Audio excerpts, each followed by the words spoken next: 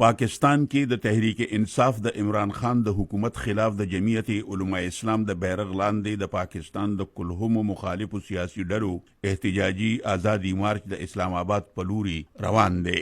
د جمعیت علماء اسلام د مشر د مولانا فضل الرحمن په مشرۍ کې د جاری آزادي مارچ په حق د امریکای په آنلاین خوریدونکو اخبار ګلوبلیسټ کې د نامتو صحافي د جیمز ام ډورسي یو تفصیلی معلوماتي ریپورت خور شوی دی. د ریپورت سرخط ته پاکستان کې اسلام پسند خلک عالمی احتجاجي جنگ ته راوتی دي. جیمز ډورسي ګلوبلیسټ کې د چاپ شوی خپل مضمون په شروع کې لیکي چې پاکستان ډېری مدینه د مذهبي توندلاریتوب یو مرکز ګڼل کیږي، خو اوس دغلته د اسلامي مدرسو د مستقبل یو جنگ شروع شوی دی. مضمون لیکي چې د پاکستان اسلام پسندو د ملک په صدر مقام اسلام آباد باندې د ورختو پخې تیاری کړې دي او د ملک د ګډ ګډ نه روان شوي جلوسونه به د اکتوبر په 1 تاریخ په شریکه په اسلام آباد ورننوزي. په دې روان جنگ کې حکومت او د حکومت مخالف یو شمیر اسلامي ګوندونه او مخالفه سیاسي پارټۍ د یو بل نزيات اوچت مفادات لري.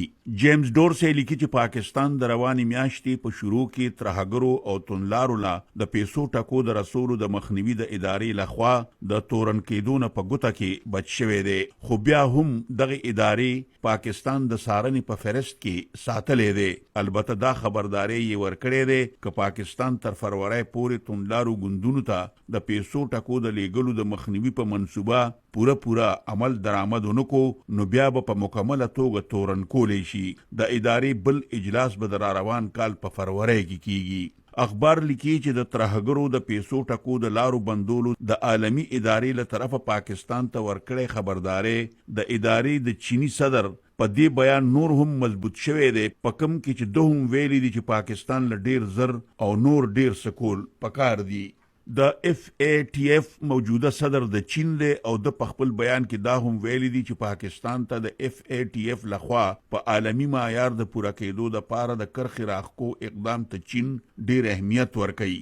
دا هم ویلي دي چې پاکستان د روان کال تر فروری پورې سزړه پورې اقدام اونکو نو پاکستان به د بدنامو ملکونو په فهرست کې واچولې شي. یاد دی وی چې چین تل پاکستان د بدنامو ملکونو په فهرست کې د اچولو نه بچ ساتلې دی.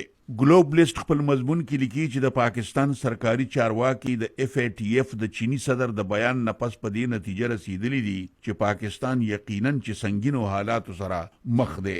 جیمز ډورسي خپل ریپورت کې نور لیکي چې پاکستان کې مذهبي قوتونه راپاسېدلي دي، دوی خپلو کې یو اتحاد جوړ کړی دی په کوم کې چې د پاکستان لوی 15 سیاسي پارټۍ شامل دي. د دې اتحاد مشري د جمعیت علماء اسلام امیر مولانا فضل الرحمن کوي او دوی په خپل دې مطالبه ډیر ټینګ دي چې پاکستان کې د صحیح معنو کې شریعت نافذ کړي شي. مولانا فضل الرحمن خپل یو بیان کې ویلي دي چې د 1 مليون خلکو احتجاجي مارچ د عمران خان د حکومت خلاف د جنگ اعلان دی. د عمران خان د استعفا مطالبه کړې ده. ریپورت زیاتوي چې د مولانا فضل الرحمن د بندوبست لاندې جاری آزادي مارچ کې د پاکستان نور سیاسي پارټۍ یعنی د میاں نواز شریف پاکستان مسلم لیگ او پاکستان پیپلز پارټي هم د مولانا فضل الرحمن مرسته کوي.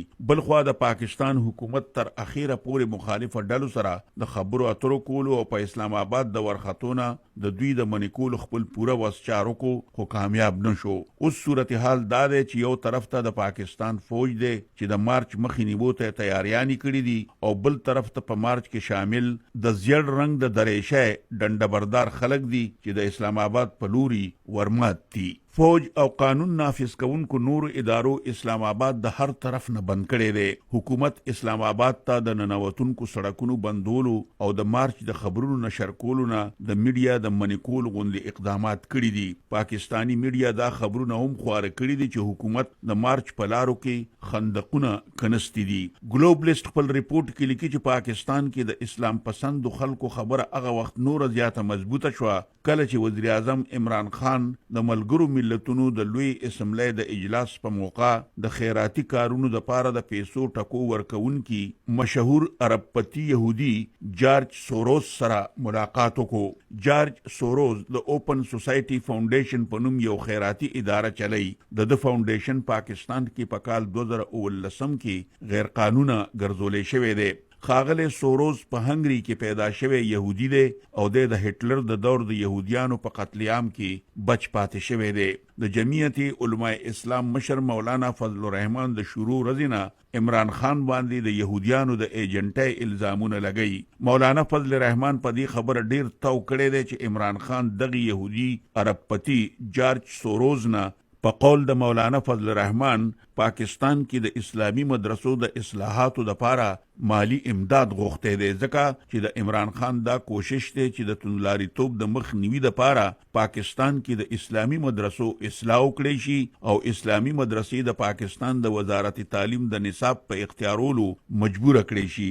ریپورت زیاتوي که پاکستان کې اسلامی مدرسې د حکومت د زیات اختیار لاندې راغلي نو په دې به پاکستان کې د اسلامی پارټو عوامي طاقت کمزورې شي.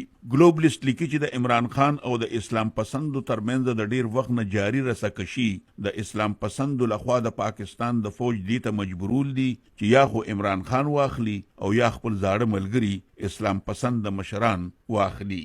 ریپورت لیکي چې په تیرو عامو انتخابونو کې د پاکستان د فوج په حق ویلې کیږي چې د عمران خان مرسته کړې ده او د بډو رشوتونو د ختمولو او د خلکو د جن خکولو په زړه راښکونکو ناروی د وزیر اعظم کرسۍ ته ورسولو.